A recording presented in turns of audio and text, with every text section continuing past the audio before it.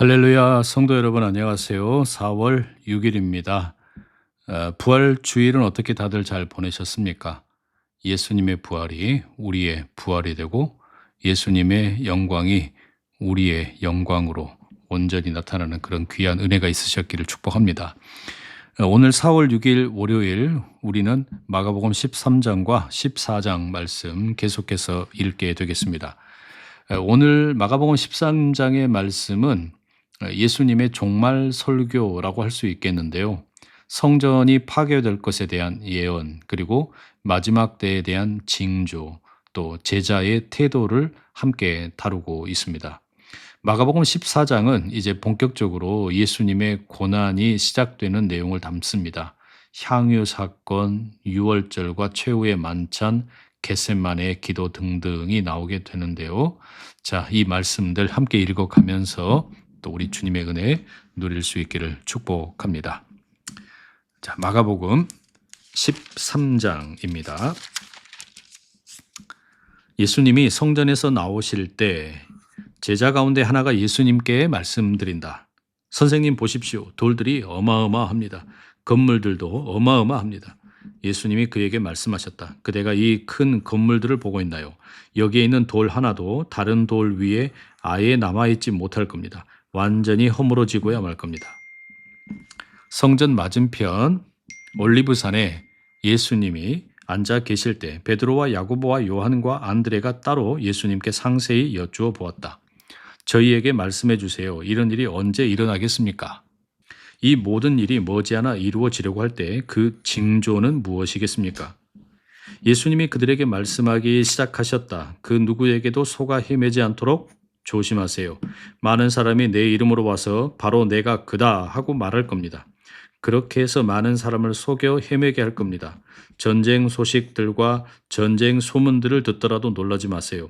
그런 일이 일어나야 하지만 아직 끝은 아닙니다. 민족과 민족이 나라와 나라가 맞서 일어날 겁니다. 이곳저곳에 지진이 있을 겁니다. 기근이 있을 겁니다. 밀려올 큰 고통의 시작은 이런 것들입니다. 그대들은 스스로 조심들 하세요. 사람들이 그대들을 지방의회에 넘겨주고 그대들은 회당에서 매제를 당할 겁니다. 나 때문에 총독들과 임금들 앞에 서게 될 겁니다. 그들에게 증언해야 할 겁니다. 그런데 모든 민족에게 먼저 복음이 선포되어야만 합니다.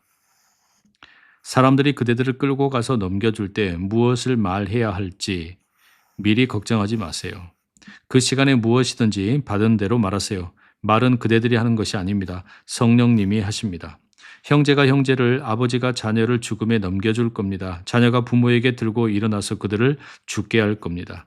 내 이름 때문에 그대들은 모두에게 미움받을 겁니다. 그러나 끝까지 견뎌낸 사람, 이 사람이야말로 구원받을 겁니다.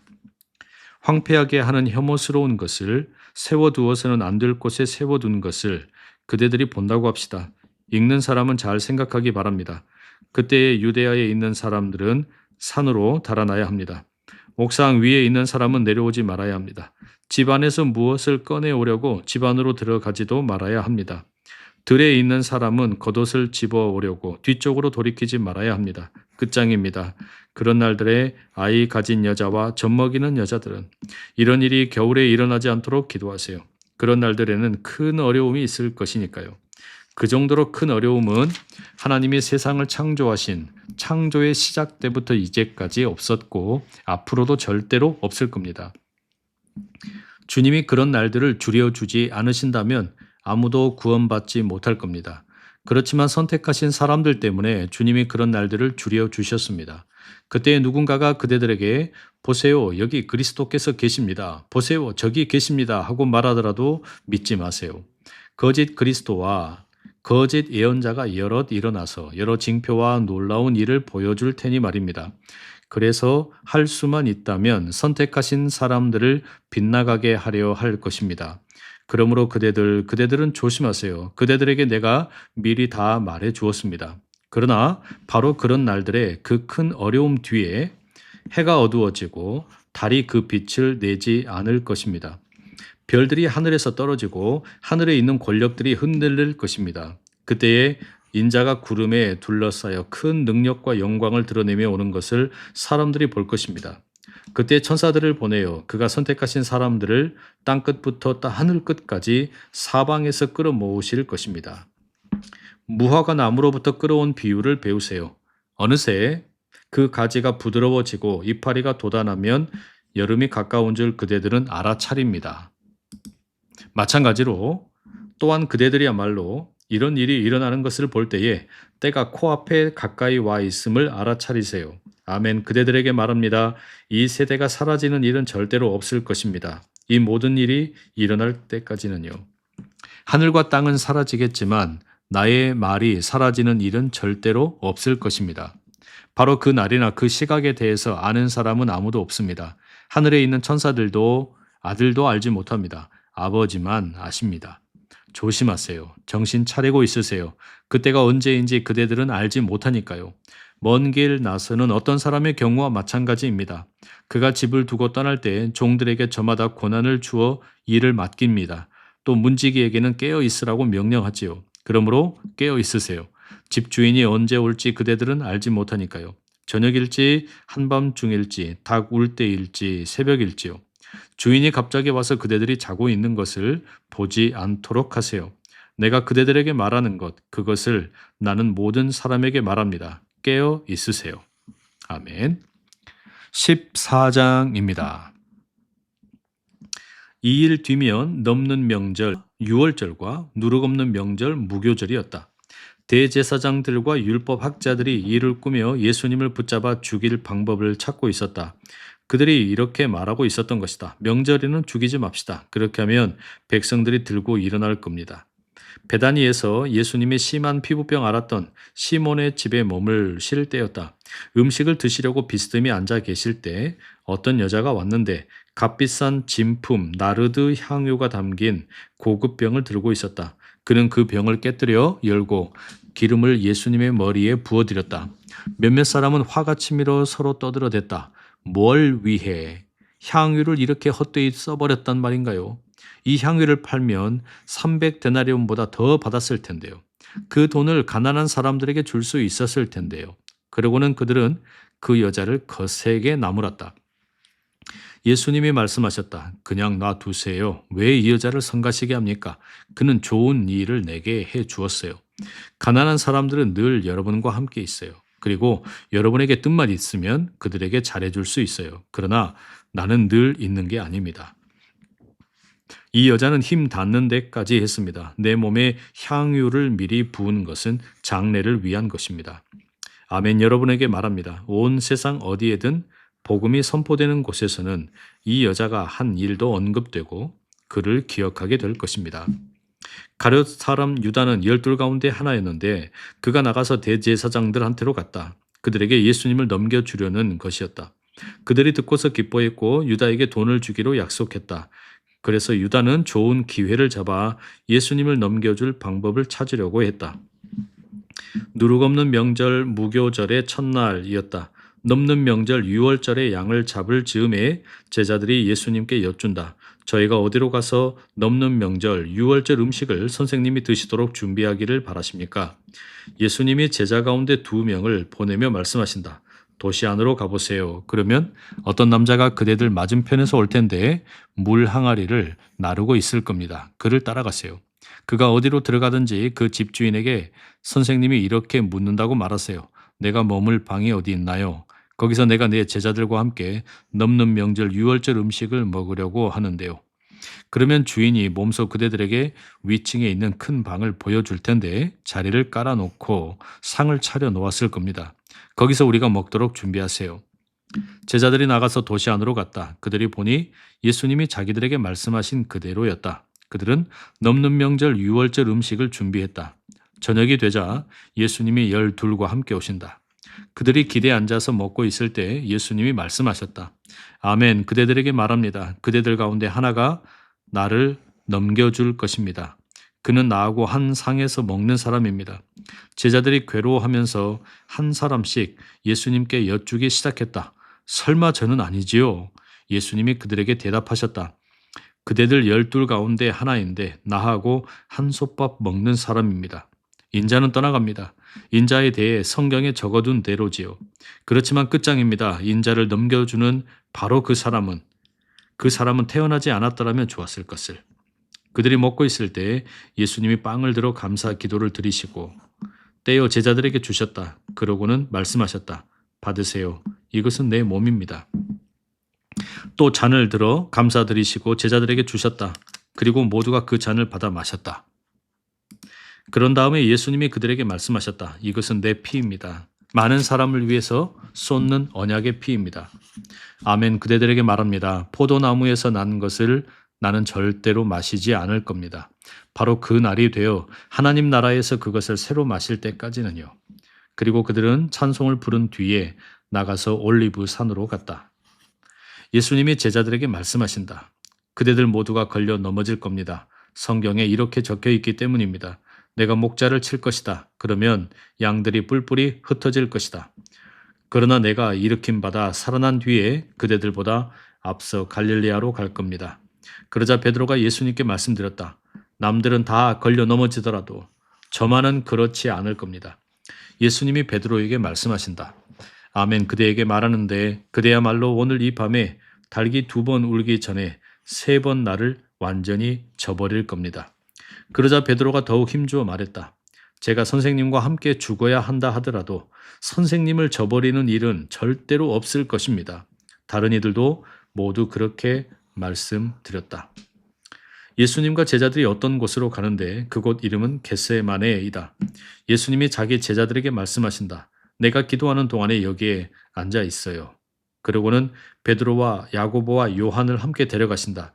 예수님은 소스라치게 놀라고 몹시 힘들어하기 시작하셨다. 그리고 그들에게 말씀하신다. 내 영혼이 온통 괴로움에 휩싸여 죽을 판입니다. 여기에 머물러 있어요. 깨어 있어요. 조금 앞으로 나아가서 땅에 엎드리셨다. 그리고 기도하셨다. 하실 수만 있으면 자기한테서 이 시간이 지나가게 해달라고 하셨다. 또 기도하셨다. 아빠, 아버지 무엇이든지 아버지는 다 하실 수 있습니다. 이 잔을 나한테서 치워주십시오. 그러나 내가 바라는 것이 아니라 아버지가 바라는 것을 하십시오. 예수님이 와서 보신다. 그들이 자고 있다. 그래서 베드로에게 말씀하신다. 시몬, 자고 있나요?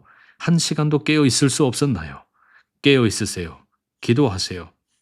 그래서 유혹에 빠지지 않도록 하세요. 영은 간절히 바라지만 육신이 따라주지 않는군요. 그러고는 다시 나아가서 똑같은 말로 기도하셨다. 다시 와서 보셨다. 그들이 자고 있었다. 그들의 2 눈이 너무 무거워 내려 감겼기 때문이었다.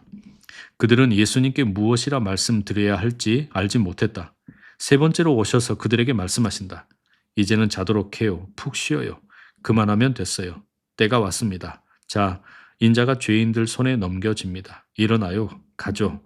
자, 나를 넘겨주는 사람이 가까이 와 있습니다.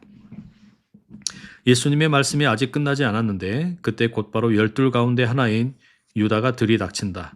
무리가 그와 함께 왔는데 칼과 몽둥이를 들고 있다. 대제사장들과 율법 학자들과 원로들이 그들을 보낸 것이다. 예수님을 넘겨주는 사람이 그들에게 어떤 약속된 신호를 줄지 이렇게 말하여 알려준 터였다. 내가 입맞춤하는 사람이 바로 그 사람입니다. 그를 붙잡아 실수 없이 끌고 가십시오. 유다가 오자마자 곧바로 예수님께 다가가서 랍비님 하고 부른다. 그러고는 그분께 다정하게 입을 맞추었다. 그들이 손을 대서 예수님을 붙잡았다. 곁에 서 있던 사람 가운데 어떤 사람 하나가 칼을 빼어 대제사장의 종을 쳐서 귀를 잘라버렸다. 그러자 예수님이 그들에게 말씀하셨다. 강도를 덮치듯이 칼과 몽둥이를 들고 나를 잡아가러 나온 것이요. 내가 날마다 당신들 가까이 있으면서 성전에서 가르치고 있었소. 그렇지만 당신들은 나를 붙잡지 않았소. 그러나 성경대로 이루어져야 하오. 그때 제자들은 예수님을 내버려 두고 모두 달아났다. 어떤 젊은이가 예수님을 뒤따라가고 있었다.